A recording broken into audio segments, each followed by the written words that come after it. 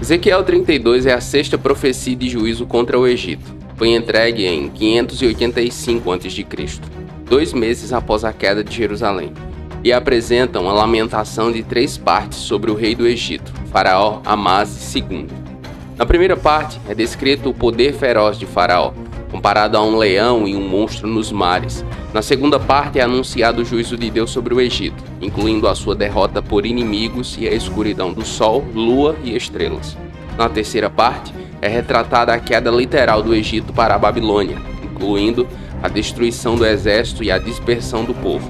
Na segunda metade do capítulo, o profeta descreve a descida do Egito para o Sheol, o mundo dos mortos, juntamente com outras nações caídas. Essa descrição serve como um aviso para Faraó e para as nações circunvizinhas de que a justiça de Deus é certa e que todas as nações estão sujeitas ao seu julgamento. Deus encerra a série de 4 capítulos de juízo contra o Egito. Aqui ele destaca a repercussão que terá o juízo derramado sobre a nação. É sobre isso que vamos refletir neste estudo de Ezequiel capítulo 32. Então, se inscreva no canal e ative todas as notificações para você não perder nenhuma parte dessa série e fique comigo até o final porque há uma palavra de Deus para você. Ezequiel capítulo 32 pode ser dividido em 5 partes que vão do versículo 1 até o versículo 32. Lembrando que eu não vou explicar versículo por versículo para que o estudo não fique tão longo, mas se você quiser um estudo mais detalhado é só você acessar o jesuseabiblia.com e na barra de pesquisa colocar Ezequiel 32. Ou se você preferir pode acessar pelo link que está aqui na descrição do estudo.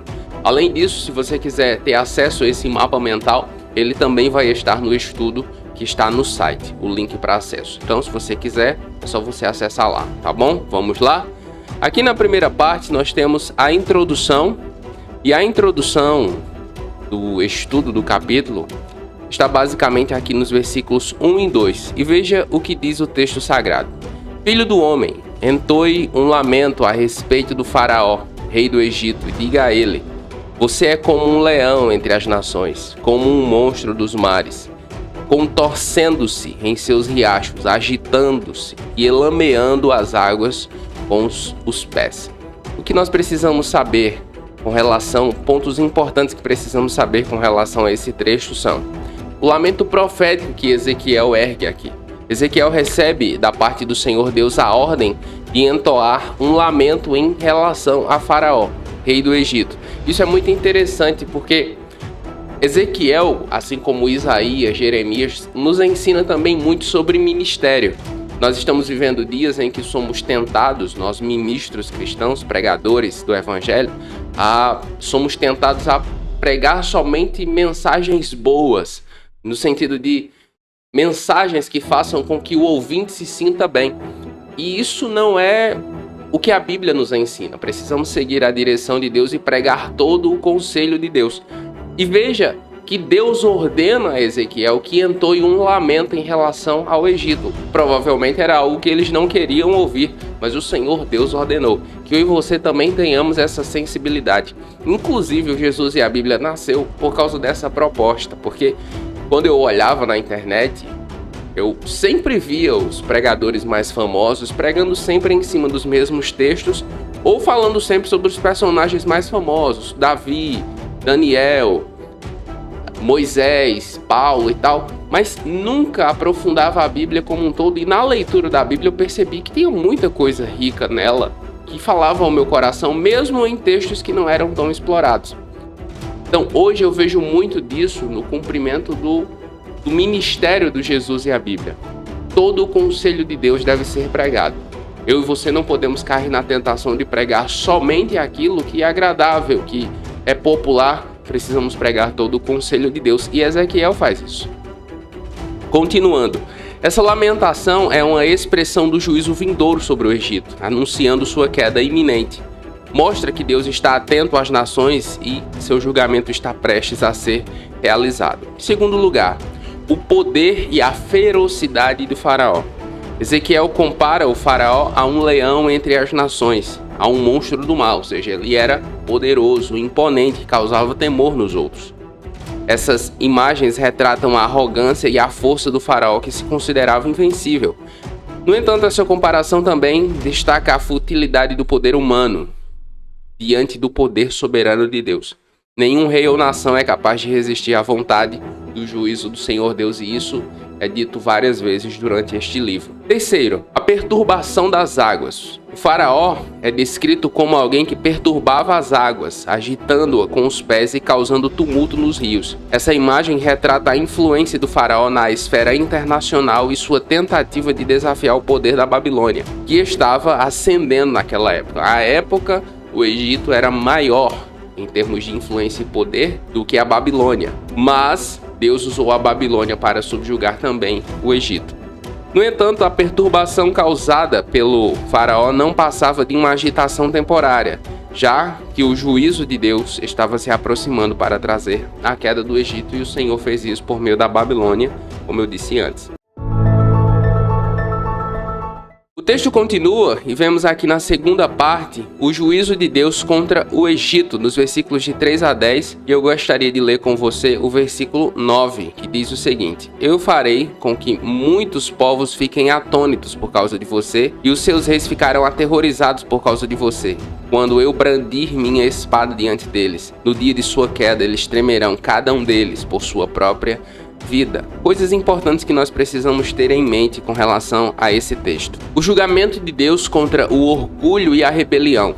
Nessa parte, Ezequiel descreve o juízo de Deus sobre o faraó e o Egito. Deus promete levantar uma multidão de nações contra o Egito e trazê-los à destruição. Isso serve como um lembrete de que Deus não tolera o orgulho e a rebelião contra ele, e ele trará juízo sobre aqueles que se opõem à sua vontade. Mais uma vez, o Senhor Deus julga aqui o orgulho e a arrogância do Egito. Em segundo lugar, o uso de metáforas e imagens. Ezequiel, nesse trecho, usa imagens poderosas para retratar o julgamento de Deus. Ele compara o faraó a um crocodilo que será caçado e capturado. Essa metáfora destaca a ferocidade e a aparente invencibilidade de faraó, mas também ressalta que o poder de Deus é supremo, que ninguém pode escapar do seu juízo. Terceiro lugar, o impacto do juízo sobre as nações vizinhas do Egito. O juízo sobre o Egito não se limita apenas a essa nação, mas também afetará nações vizinhas.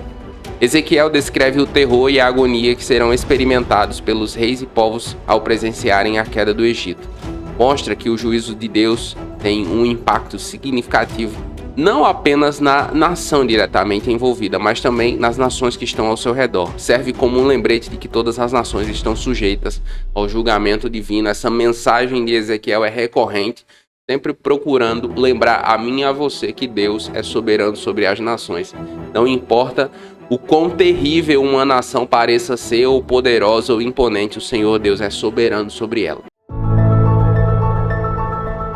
O texto continua, terceira parte, nós vemos a quebra do poder do Egito e a soberania de Deus, dos versículos de 11 a 16, e veja o que diz o versículo 12. Derrubarei o seu povo e o espalharei por todas as nações, e assim você saberá que eu sou o Senhor. Algumas coisas importantes que nós precisamos saber sobre esse trecho de Ezequiel é o seguinte. Primeiro, o fim do reinado do faraó e a dispersão do seu povo. Nessa parte, Ezequiel profetiza sobre o fim do reinado do faraó, Ofra, e a dispersão do seu povo. Deus anuncia que derrubará o povo de faraó e o espalhará entre as nações, demonstrando a soberania de Deus sobre nações e o cumprimento dos seus planos, mesmo nas circunstâncias mais desafiadoras. Segundo, a quebra do poder do Egito e a soberania de Deus. Ezequiel descreve como o poder do faraó e do Egito será quebrado, o orgulho e a arrogância serão derrotados, e o povo do Egito conhecerá o verdadeiro poder e soberania de Deus. Essa mensagem é um lembrete da limitação do poder humano e da supremacia do poder divino. E por fim,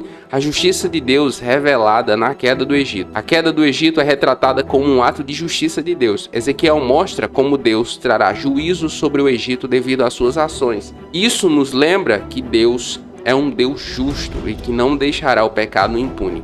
Ao mesmo tempo, essa justiça também é um lembrete de que Deus é um Deus que cumpre suas promessas e protege seu povo. A sensação que temos muitas vezes é que Deus está olhando essa injustiça e que ela vai continuar para sempre no mundo, mas isso não é real. Quando olhamos para a Bíblia e vemos esse texto, por exemplo, no contexto deles, eles também achavam que Deus não ia fazer nada, mas o Senhor fez. Para as pessoas que estavam envolvidas, demorou muito tempo, mas no tempo de Deus, no tempo determinado pelo Senhor, Ele agiu. O mesmo acontece em nossos dias.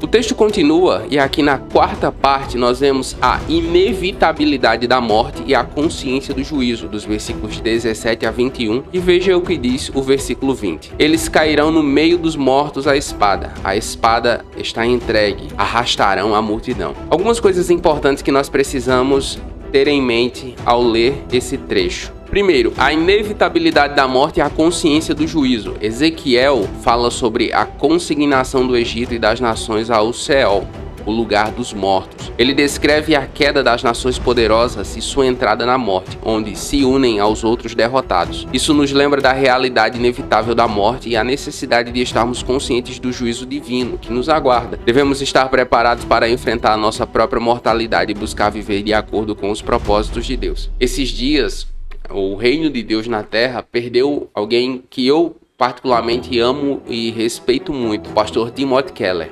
O Senhor Jesus o levou para casa e o instrumento para isso, a causa da morte, foi um câncer que ele tinha no pâncreas, que ele já lutava há bastante tempo, mas finalmente a luta chegou ao fim.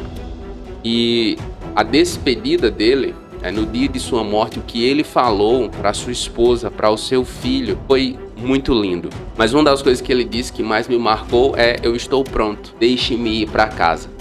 Olha que convicção, que maneira incrível de morrer. Eu gostaria de morrer dessa forma, com essa tranquilidade, com essa segurança. Tanto a morte de Timothy Keller quanto a de Russell Shedd falam muito ao meu coração. Eu ouvi muitas mensagens dos dois, mas para mim as maiores pregações deles dois foram suas últimas palavras, porque eles confirmaram a fé que eles ensinaram e defenderam durante toda a sua vida. E é exatamente sobre isso que nós estamos lendo aqui. Deus adverte o Egito e as pessoas que estão ouvindo a mensagem que eles se preparem para o juízo, para a morte. E muitas vezes nós, mesmo nós cristãos, não estamos atentos a isso. Não prestamos atenção à maneira como vivemos, mas devemos lembrar que nós precisamos ser fiéis até o fim, tá? Não é até o meio, não é só no começo. Salomão, inclusive, diz que melhor é o final das coisas do que o início delas. Então, esteja atento, cuidado com a maneira como você tem vivido a vida, preste atenção, santifique-se continuamente, porque o que importa é o final. Segundo lugar, o destino do orgulhoso faraó Ofra e sua vergonha na morte. Ezequiel profetiza sobre o destino específico do faraó Ofra. Ele seria forçado a se juntar aos incircuncisos, ou seja, aqueles que não têm aliança com Deus.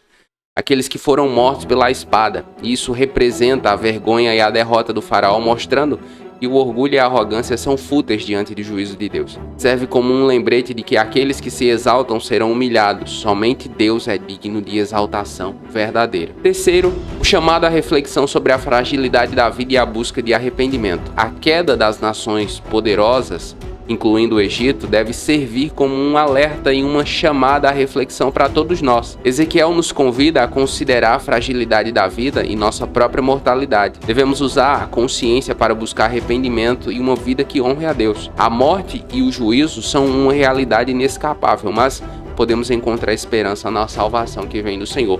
Tudo que foi escrito para nossa edificação, exortação e fé. Então, esse exemplo, o juízo de Deus sobre uma nação como o Egito, naqueles dias, mostra a mim e a você que o orgulho, a arrogância, a soberba não são caminhos que nós devemos trilhar. O texto continua e aqui na quinta parte nós vemos o destino final dos inimigos de Deus e sua esperança para o seu povo, dos versículos de 22 a 32, e veja o que diz o versículo 27. Eles não se deitarão com os heróis que caíram. Estes caíram e foram para o fundo da cova com suas armas de guerra. A espada dos guerreiros repousava sobre suas cabeças, mas suas maldades estão sobre seus ossos. Eles foram amaldiçoados, foram para o fundo da cova. Algumas coisas importantes que nós precisamos saber sobre esse texto. Primeiro, o destino final dos inimigos de Deus. Aqui, Ezequiel descreve o destino final das nações inimigas de Deus, que se encontram no Seol. Ele destaca que essas nações não repousam com heróis caídos, mas estão amaldiçoadas e afundarão no fundo da cova.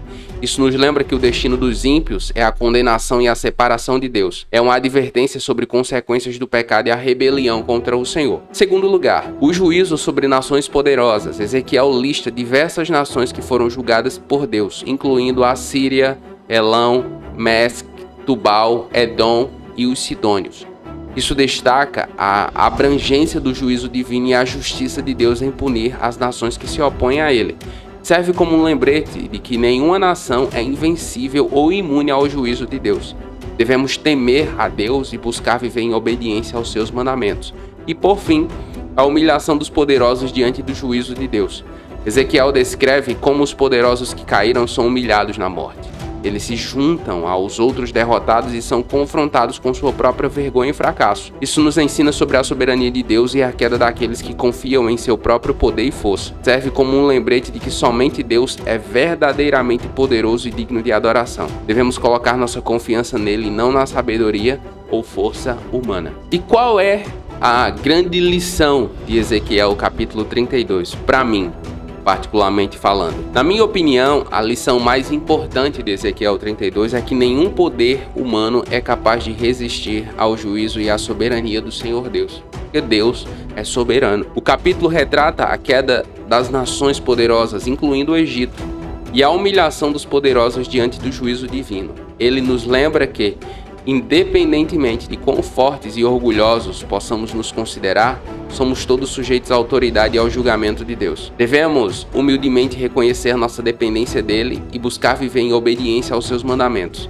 Também nos encoraja a confiar na justiça de Deus, sabendo que ele trará juízo sobre aqueles que se opõem a ele, mas também oferece salvação e esperança para aqueles que se voltam para ele em arrependimento e fé. Só há uma maneira, só há um caminho para o ser humano santificar o seu orgulho caído, porque naturalmente todos nós, sem Jesus, somos arrogantes, somos soberbos. A pessoa mais humilde sem Jesus tem o ego caído. E a melhor maneira de santificar o ego do ser humano é lendo, entendendo e praticando a Bíblia Sagrada no seu dia a dia, porque é ela quem santifica o nosso coração e o nosso caráter.